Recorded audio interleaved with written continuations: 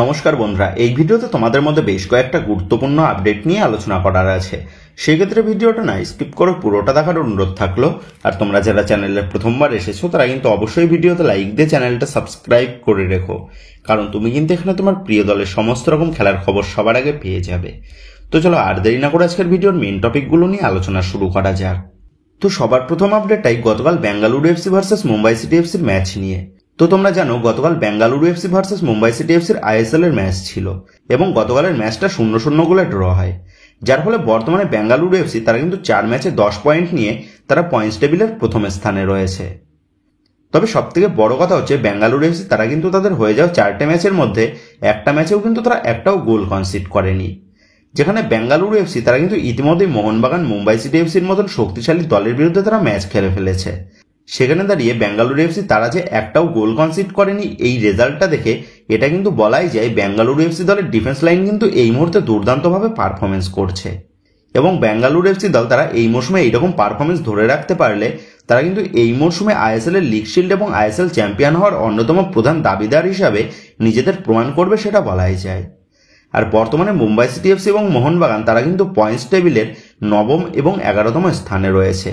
এবং এই রেজাল্টটা হয়তো এই দুই দলের সমর্থকদের মধ্যে কোনো সমর্থকরাই হয়তো কল্পনাও করতে পারেনি, কারণ বিগত কয়েক মরশুম ধরে আমরা দেখে এসেছি মোহনবাগান এবং মুম্বাই সিটি এফসি তারা কিন্তু সবসময় পয়েন্টস টেবিলের টপ পজিশন নিয়ে লড়াই করে, কিন্তু এই মরশুমে সমস্ত বিষয়গুলোই কিন্তু উল্টোপাল্টা হয়ে যাচ্ছে। এবং বেঙ্গালুরু এফসির পাশাপাশি পাঞ্জাব এফসি তারাও কিন্তু 3 ম্যাচের মধ্যে 3টে ম্যাচেই জয় পেয়ে তারা পয়েন্টস টেবিলের দ্বিতীয় স্থানে রয়েছে। তো এক কথায় বলতে গেলে এই মৌসুমের আইএসএল যে আমরা পুরো একটা অন্য রূপে দেখতে পেতে চলেছি সেটা কিন্তু স্পষ্ট। সেক্ষেত্রে এখন এটাই দেখার বিষয় হবে মোহনবাগান এবং মুম্বাই সিটি এফসি তারা তাদের পরবর্তী ম্যাচগুলোতে নিজেদের চেনা ছন্দে কামব্যাক করে তারা আবারও পয়েন্টস টেবিলের শীর্ষস্থানের জন্য লড়াইয়ে আসতে পারে নাকি। তো যাকে নেক্সট আপডেটটা বেরিয়ে আসছে ইস্ট বেঙ্গলকে নিয়ে। তো তোমরা ইতিমধ্যেই জেনে গেছো ইস্ট বেঙ্গলের সুপার কাপ জয়ী কোচ কার্লোস কুয়াদ্রাত তিনি ইস্ট বেঙ্গল দল থেকে বিদায় নিয়েছেন এবং বর্তমানে ইস্ট বেঙ্গল দলের হেড কোচের দায়িত্বটা সামলাচ্ছে ইস্ট বেঙ্গল দলের ভারতীয় সহকারী কোচ বিনো জর্জ।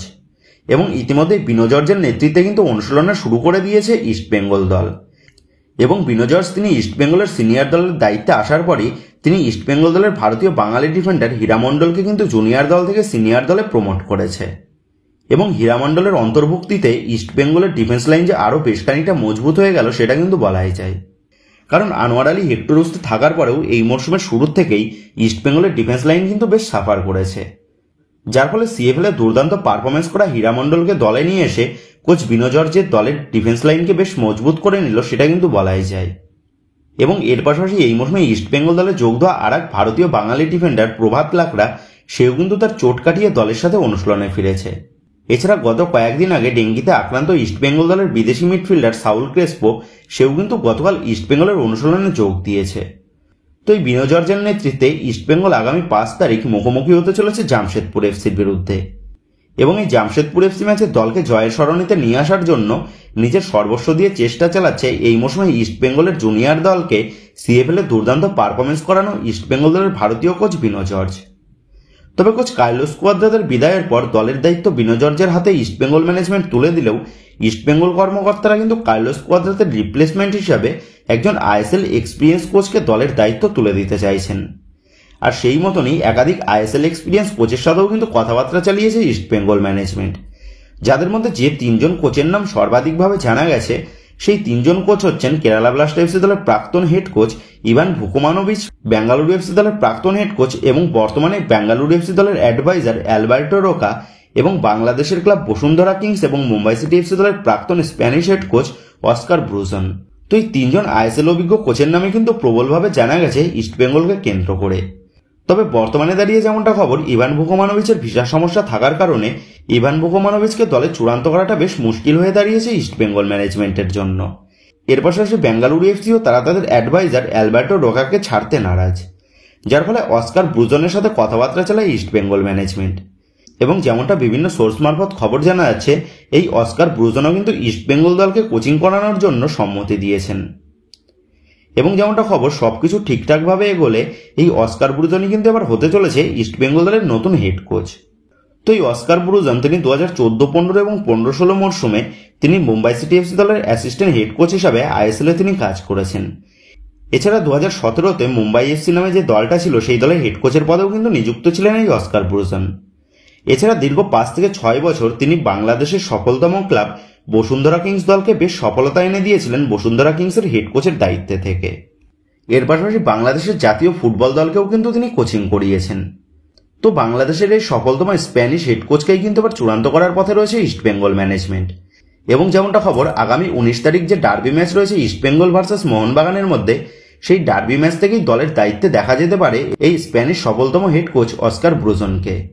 যদিও এই বিষয়টা কিন্তু এখনো পর্যন্ত পুরোপুরি 100% কনফার্ম হয়নি, তবে যেমনটা বিভিন্ন সোর্স মারফত খবর, অস্কার ব্রুজন কিন্তু 95% কনফার্ম হয়ে গেছে ইস্টবেঙ্গল দলের আপকামিং হেড কোচের পদের জন্য।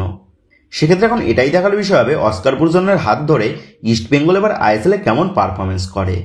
তো যে একেবারে নেক্সট আপডেটটা বেরিয়ে আসছে মোহামেডান স্পোর্টিংকে নিয়ে। তো আই লিগ থেকে প্রমোট হয়ে অভিষেক মরশুমেই মোহামেডান স্পোর্টিং তারা কিন্তু আইএসএলে দুর্দান্ত পারফরমেন্স করছে। এছাড়া বর্তমানে দলের 5 বিদেশিকে নিয়েই বাকি দলগুলোকে কিন্তু বেশ টক্কর দিতে দেখা গেছে ব্ল্যাক প্যান্থার্সদের। তবে এবার মোহামেডান স্পোর্টিং এর ষষ্ঠ বিদেশি তথা 35 বছর বয়সী ফ্রান্সের সেন্টার ব্যাকের প্লেয়ার ফ্লোরেন্ট ওজেট, যাকে মোহামেডান স্পোর্টিং কাদেরের রিপ্লেসমেন্ট হিসেবে দলে চূড়ান্ত করেছিল, তো এই ফ্লোরেন্ট ওজেট সে কিন্তু এবার কলকাতায় পা দিতে চলেছে মোহামেডান স্পোর্টিং এর ডিফেন্স লাইনকে আরও মজবুত করার জন্য। তো যেমনটা খবর, আগামী 4 তারিখ কলকাতায় পৌঁছে যাবে এই ওজের। তবে ওজের 4 তারিখ কলকাতায় পৌঁছে গেলেও তাকে 5 তারিখের ডার্বি ম্যাচের ম্যাচ স্কোয়াডে রাখবে নাকি চেরনিসভ, সেটা কিন্তু ওজের ফিটনেস টেস্ট দেখেই সিদ্ধান্ত নেবে মোহামেডান স্পোর্টিং এর হেড কোচ। তো যাই হোক, আগামী 5 তারিখ মোহামেডান স্পোর্টিং তারা যে মোহনবাগান দলকে বেশ কড়া একটা চ্যালেঞ্জ ছুড়ে দেবে সেটা কিন্তু বলাই যায়। এবং আশা করা যাচ্ছে এই মৌসুমের প্রথম আইএসএল এর ডার্বি ম্যাচটা কিন্তু আমরা বেশ হাড্ডাহাড্ডি একটা ম্যাচ দেখতে পেতে চলেছি। তো যে একেবারে নেক্সট আপডেটগুলো বেরিয়ে আসছে মোহনবাগানকে নিয়ে। তো তোমরা জানো আগামী 5 তারিখ মোহনবাগান দল মুখোমুখি হতে চলেছে মোহামেডান স্পোর্টিং এর বিরুদ্ধে। আর এই 5 তারিখের ম্যাচটা মোহনবাগান দলের জন্য যেমন বেশ গুরুত্বপূর্ণ একটা ম্যাচ, তার থেকেও কিন্তু অধিক গুরুত্বপূর্ণ ম্যাচ মোহনবাগান দলের কোচ মলিনার নিজের চাকরি বাঁচানোর জন্য। সেক্ষেত্রে এই 5 তারিখের ম্যাচটা থেকে জয় ছিনিয়ে নিয়ে আসার জন্য কিন্তু বাড়তি চিন্তায় রয়েছে মলিনা, সেটা কিন্তু বলাই যায়। তবে এই বড় ম্যাচের আগেই মলিনা তথা মোহনবাগান দলের জন্য কিন্তু বড়সড় একটা দুঃসংবাদ বেরিয়ে আসলো। আর সেই দুঃসংবাদটা বেরিয়ে আসছে মোহনবাগান দলের ভারতীয় আক্রমণ ভাগের প্লেয়ার মনবীর সিংকে কেন্দ্র করে। তো যেমনটা জানা গেছে, গতকাল অনুশীলনের শুরুর দিকে গোটা দলের সাথে মনবীর সিং অনুশীলন সারলেও অনুশীলন শেষ হওয়ার আগেই মূল দলের সাথে অনুশীলন করা বন্ধ করে দেয় মনবীর সিং। এবং তারপর মনবীর সিংকে দেখা গেছে সাইড লাইনের ধারে ফিজিওর সাথে সময় কাটাতে। তো এই পরিস্থিতিটা দেখে এটা কিন্তু নিশ্চিত হয়তো অনুশীলনে সামান্য চোট পেয়েছে মনবীর সিং। তবে চোটটা বর্তমানে কতটা গুরুতর সেই বিষয়ে কিন্তু এখনো কোনোরকম আপডেট জানা যায়নি। তবে বিগত কয়েক মরশুম ধরেই মোহনবাগান সমর্থকরা চোটের কথা শুনলেই কিন্তু বেশ হতাশ হয়ে পড়ছে। কারণ বিগত কয়েক মরশুম ধরে এই চোটের কারণেই কিন্তু মোহনবাগান দলকে বেশ সাফার করতে হয়েছে।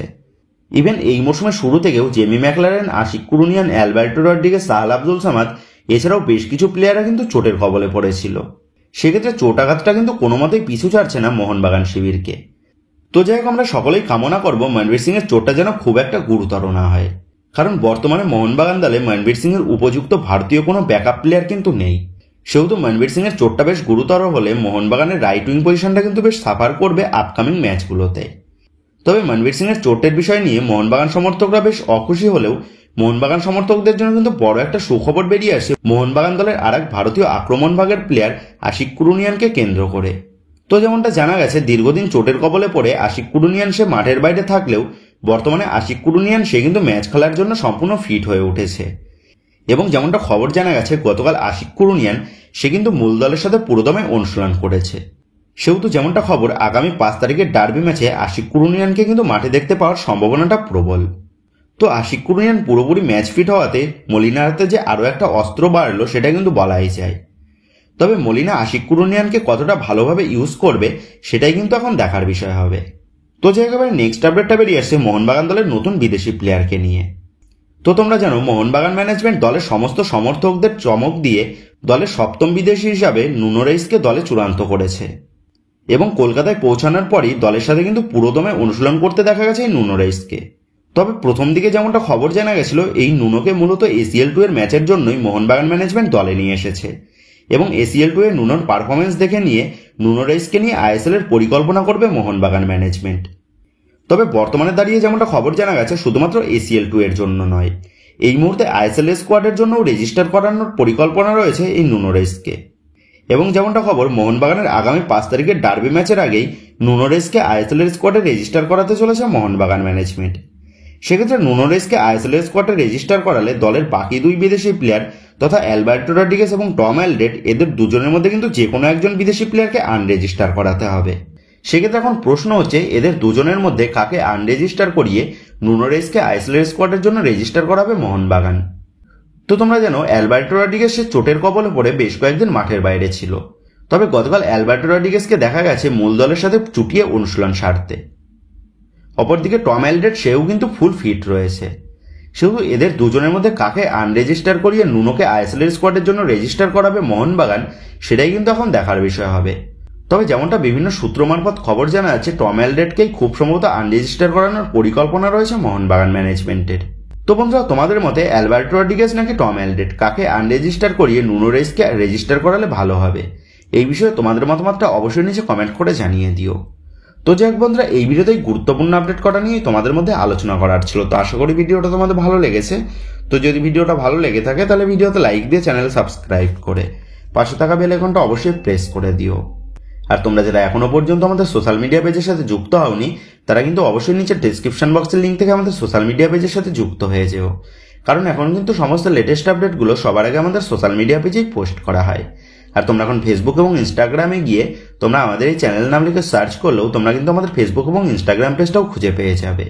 সেক্ষেত্রে তোমার প্রিয় দলের সমস্ত রকম লেটেস্ট আপডেট সবার আগে জানার জন্য এবং আমার সাথে সরাসরি যে কোনো বিষয়ে কথা বলার জন্য তোমরা কিন্তু অবশ্যই মনে করো আমাদের সোশ্যাল মিডিয়া পেজের সাথে যুক্ত হয়ে যেও। তো বন্ধুরা, এই ভিডিওটা এটুকুই ছিল। তো আসি বন্ধুরা, দেখা হচ্ছে পরের ভিডিওতে।